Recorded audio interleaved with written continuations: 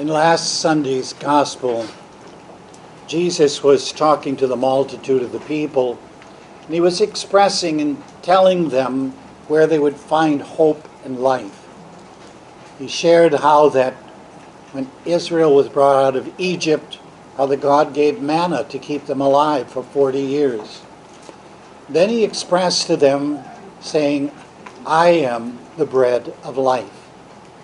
And he said to them, unless you eat of my flesh and drink of my blood, you will not have life within yourself. This was a statement that was very difficult for the people to accept. Christ was not talking about literally eating of his flesh or drinking literally of his blood. They were thinking that if this is what he was doing, he was becoming cannibalistic, eating human beings. But what Christ was saying was far deeper in understanding than what they were ready to receive. In their society at that time, in many of the pagan worships, and even also in the Jewish worship, when they would bring a sacrifice to the altar to have it sacrificed, normally it was an ox or a lamb. Sometimes, if they were poor, a bird, something smaller, but yet most of the time it was something larger. And so when it was sacrificed, what were they going to do with it? God gave instructions to Israel, give to the priest. But then also, some of it was left over, it would give to the people. In the pagan religions, they were believing that if they would take this, they would become one with the God from which they had given the sacrifice. So they were aware of this. But it was animals they were talking about in what they were doing at that time. Now here comes Christ and saying, it's my flesh you must eat. Not the flesh of an animal, but mine. And so the people were confused. They didn't understand what this was all about. And so many of them left. They would not follow. It tells us in the Old Testament reading today that Joshua, having brought the children of Israel out of Egypt with Moses and then taken over because Moses died, bringing the people into the promised land, they were now established in the promised land, and he confronted them. Now, who are you going to serve? Are you going to serve the Christ, the God that has brought us out of Egypt? Or are you going to serve the God of the people we're living in their land? Make a choice. Choose. You have to choose. You have to make that choice. In the Old Testament, it tells us in Deuteronomy, I set before you life and death, blessing and curse. Choose you whom you will serve. God gives us a choice. Here in the gospel today, Christ was not confronting the people who were going to leave. He wanted volunteers. He wanted people to choose to walk with him. He did not even confront the people who were leaving, because from the very beginning of time in the scriptures, he told the people, you choose who you will serve. He wasn't forcing. He wasn't demanding. He wasn't making people slaves, but he was giving the choice to them. The story in the book of Ruth of Naomi, how that they as a family had moved to a foreign country because of famine. The two sons married local women. The father died, leaving only the two sons and the mother and the wives. Then the two sons died, leaving the mother and the two daughter-in-laws. And the mother said to the daughter-in-laws, okay, your husbands are gone. There's no reason for you to stay now. You can go back to your mother. Go back to your own life. At first, they didn't want to go, but she insisted, and Ruth stayed with her, but Orpah left and went back to the other side. And this is a story of life itself, the choices we must make. It's how that God desires this, and he sets a course and a direction for us to follow. Christ, in meeting with the people, they had followed him. Multitudes had followed him. He He had healed them. He had fed them when they were hungry. He had done all kinds of things. He raised some from the dead. He changed the water into wine. They saw, they experienced the works of his hands. But when it came to this one statement he made, they couldn't understand it. And so they chose to leave. Christ turned to his disciples, and he said to them, I understand that the people don't understand what we're talking about. Then he said to them, are you going to leave also? Do you want to go? He was looking at their hearts. He wasn't confronting them, but he was literally looking toward them for an answer from them. He was saying, look at all that we have experienced. Look at how we have lived together these 3 years. The intimacy of our relationship. He fed them. He clothed them. He took care of them for all this time. Many favors he gave to them. And now he was asking them, are you also going to leave? The people had experienced much from Christ. Some had been healed. He fed all of them. Many had been baptized. He did many things to help the people. And yet, many of them, the multitude, turned against him. It was at this point which was his, what we would call a downfall. Because here now the people turned against him and eventually chose to crucify him. Because they didn't understand one thing he was talking about. He is life for us. And if we don't have him, we have no life. You've heard me say several times, the television program The Walking Dead is the picture of the world around us today. Because without Christ, we do not have life. We are empty. We are seeking, we're searching, we're trying to find something to satisfy us, and we can't find it. But yet, God has done much for us through Christ. He's given to us everything. We lack in nothing. From the very beginning of life itself, he has provided for us. The sun that shines almost every day, faithfully, rises on an exact time schedule.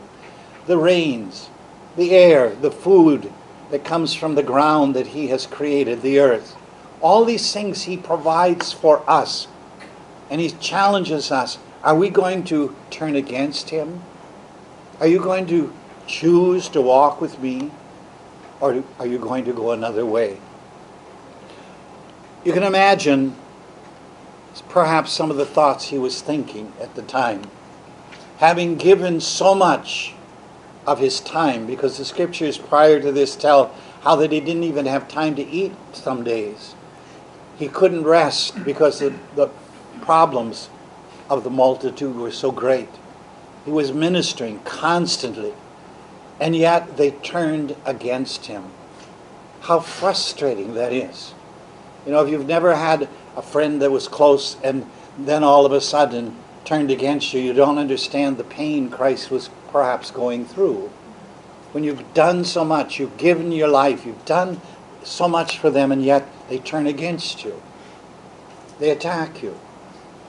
And with Christ even bringing him to a point of death. Yet he had done so much for them. And so he questions now the disciples, are you also going to leave? It was Peter who answered. Not because Peter was perfect, not because Peter had something that was so great, but he responded to Christ. And he said to him, where will we go? Where would we go? There's no other place. If only we understand this. If only these words of Peter would have strength in them for us. He said to Christ, you have the words of life. You have that which gives hope to us. It gives help to us. Takes away the fear, the anxiety, the stress of the world around us. we've come to know also that you are the Holy One of God. Now, Peter did not understand all that Christ was talking about. He didn't understand, you must eat my flesh and drink my blood. He didn't understand it. But he didn't allow something that he didn't understand momentarily to turn him away from the one who had given so much to him. Loyalty. This was Peter's life. It wasn't because he had been given much. It was because he was loyal in his relationship with Christ. And even if Christ was challenging them, perhaps even telling them to do things which they didn't want to do, he said, I'm not going anywhere else. I'm staying with you. This is a picture of what the church should be. It's a picture of what our lives should be. There are times when we misunderstand. There are times when we cannot agree. But it is not a reason for us to pull away and turn against someone. We are to support. We are to give life. We are to give hope. We are to weigh the things out, and eventually we will understand. God will open our eyes to see, and He will open our eyes that we can be what He wants us to be. Christ had chosen all the 12. He chose them. And He says, I have chosen you. And Peter, when he said, we're not leaving, there's no place for us to go. There's no one else that can fill our lives like you have done for us. No one can give us the hope that you've given to us. No one can promise what you have promised us. When we are with you, we are at peace. We have strength. We have courage. And we know that things are going to go our way. Jesus said to him, yes, I know. I've chosen you. But at the same time, I understand, Peter, you're not speaking for all the 12, because there is one who will betray me. Judas was there. Judas was the one that eventually was going to turn against Christ. One of the 12. There are the questions. Why, if Christ saw ahead, would He choose Judas? Why? I think it shows us the compassion of Christ. It shows us the hope that He has in our lives, that even though we might be against Him now, maybe we can change. He obviously saw something in Judas which was worth trying to save. In each of our lives, I believe it's the same way. He sees in us something beautiful. After all, He and the Father made us, and they made us in His image and in His likeness. And so we are like Him, and it's like a drawing that brings us back to where we should be. Christ said to them, I know what you've done, Peter, I appreciate it, but I also want you to understand, I know one of you will betray me. At that time, I don't think Judas understood that he would be the one.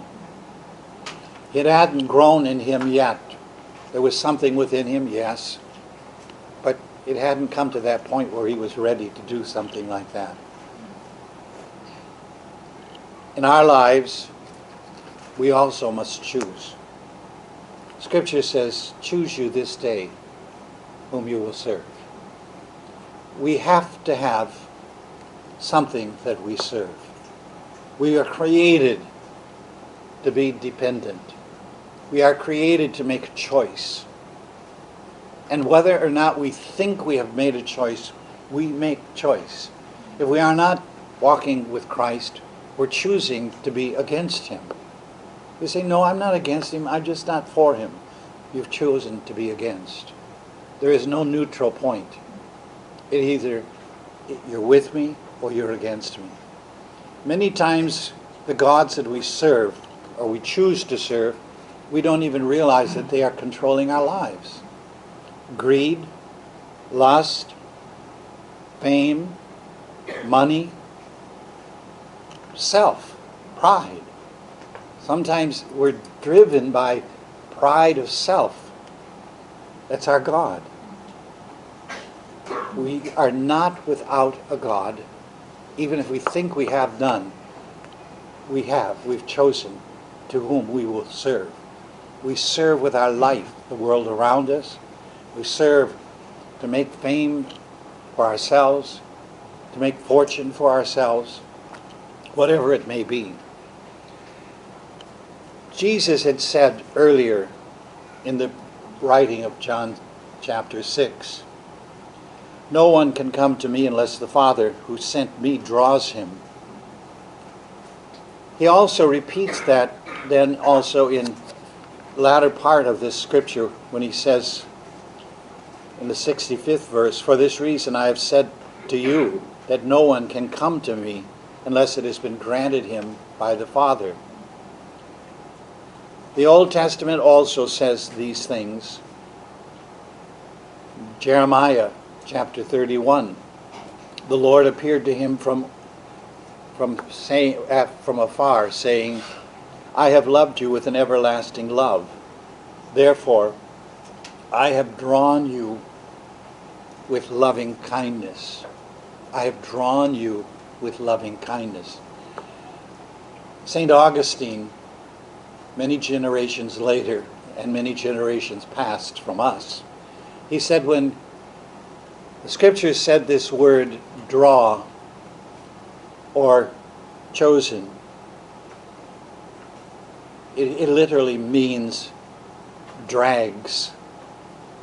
It's a strong terminology that God giving love to us is pulling us to him. Within us there's this hunger, this desire to know God, to know someone that's greater than us. This desire, when it is not fully understood, has caused many in the past to build up other religions. I won't mention them because I'm not trying to put them down, but it's the desire, the drawing inside of finding a source that is greater than self. In Indonesia is a country of 13,000 islands. Many of the islands have never been visited by someone from outside because they're very difficult to get to. I had a friend who was a missionary there, and he went to one of these islands. He went to basically just see what the condition of the people were. As he began to understand the people by the sign language that they were using, because they have many languages, he would talk to them and they would talk back to him. And in the middle of all this communication, he realized that they were looking at a God. And they were talking about a God that created nature, the God that put the sun in the skies, God that gave man life. Yet they didn't know Jesus. They didn't know God the Father. But yet within them they had the picture of understanding the very principle of Christianity. He came back with a heavy heart because he could not literally express to them all that he wanted to because the language was not compatible. But it shows to me mankind is hungering for something to satisfy a longing within him to belong to something. Very rarely do you find someone who doesn't want to belong. A hermit. Rare. Normally because of hurts or disappointments. But yet, in Christianity, you can't be a hermit. You've got to be a part of being what God created us to be, his body. And so we're challenged in this ordinary time to make the choice. I'm going to walk with God. I don't understand everything. I don't. That's why I keep studying, because I don't understand everything. And I learn more and more and more as I study. I didn't realize that in the old times when these scriptures were written, that they would literally partake of the animals, thinking they were becoming one with the God to whom the animal was sacrificed. They believed that that God would live inside of them. The very principle of Christianity. But they didn't understand that. And it literally shows how the Spirit is working in the heart of every man, every child, everyone, wanting to draw them into the very principles of knowing who God really is. And within us, that is ours.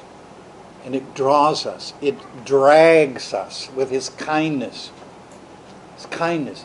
He causes the trees to bring forth fruit, the ground to bring forth vegetables, so that we can eat, we can have provision. Don't need a job even to be able to survive. You can do it because God has given to us that love, that compassion. And so as people, we need to thank Him. We need to be like Peter. I don't understand things, but I'm going to stick with you. I'm not sure, I'm going to be here. You notice, if you look at many people that go to church every Sunday, if you would stop and ask them, why do you go to church? Because I'm supposed to. They don't even understand why they go. It's just, well, that's what we do. We're supposed to be Christians, and so we go to church. But it's more than just going to church. It's living the life that brings hope to us. It's living the life that brings joy and peace, letting others know how great our God is. Our God is a great God. He has blessed us. He has given us so much. And in our lives, like Peter, we want to say, where can we go? There's no one else that can compare with you. No one can bring the hope that you bring to us. And so we give Him our life, and we follow. And as we do, He leads us and He guides us. Like Psalm 23, beside the still waters, the green pastures.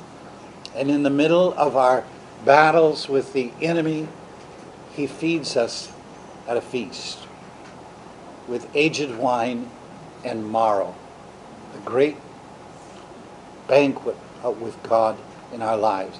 He will not allow us to be put down. He will lift us up, and He will bring joy into our lives.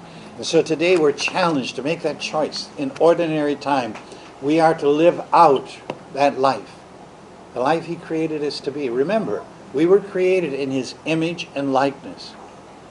And Jesus compliments that work that He did in the New Testament by saying to us, the things that I have done, you shall do. But then He added something to it which makes it a little challenging, and that could turn us against Him. Even greater than the things that I have done, you shall do. Can we be greater than Christ? He's the one who said it, not me. He's the one who made us and created us, and He has put within us hope that gives life to us. We choose to walk with Him. We may not understand it all right now, but just walk. He will lead us, He will guide us, and He will bring hope into our lives today. We give thanks, honor, and glory to Him. Today